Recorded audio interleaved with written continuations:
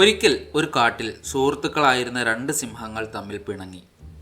പിണക്കം ഏറ്റുമുട്ടലിലേക്കും പരസ്പരം അധിക്ഷേപത്തിലേക്കും വഴിമാറി.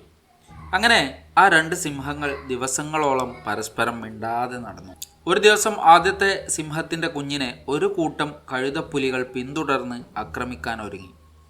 ഇത് കണ്ട രണ്ടാമത്തെ സിംഹം കഴുതപ്പുലികളെ മുഴുവൻ ആട്ടി ഓടിച്ച് സിംഹത്തിൻ്റെ കുഞ്ഞിനെ രക്ഷപ്പെട്ട് വീട്ടിലെത്തിയ സിംഹക്കുഞ്ഞ് തൻ്റെ അച്ഛനോട് ചോദിച്ചു, അച്ഛാ, നിങ്ങളോട് പിണക്കമായിട്ടും നിങ്ങളുടെ സുഹൃത്ത് എൻ്റെ ജീവൻ രക്ഷപ്പെടുത്തിയല്ലോ, എന്താണ് അതിന് കാരണം?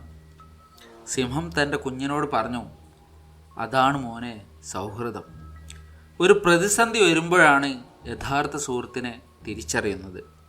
പ്രയാസങ്ങളും ബുദ്ധിമുട്ടുകളും വരുമ്പോൾ പിണക്കവും വഴക്കവും മാറ്റിവെച്ച് സഹായിക്കാനായി ആദ്യം ഓടിയെത്തുന്നവരാണ് യഥാർത്ഥ സുഹൃത്ത്. സൗഹൃദം ജീവിതത്തിലെ ഏറ്റവും വിലപ്പെട്ട കാര്യങ്ങളിൽ ഒന്നാണ്. നമ്മുടെ സുഹൃത്തുക്കളെല്ലാം നാം വിലമതിക്കുകയും അവരെ ഏത് സാഹചര്യത്തിലും സഹായിക്കുകയും വേണം.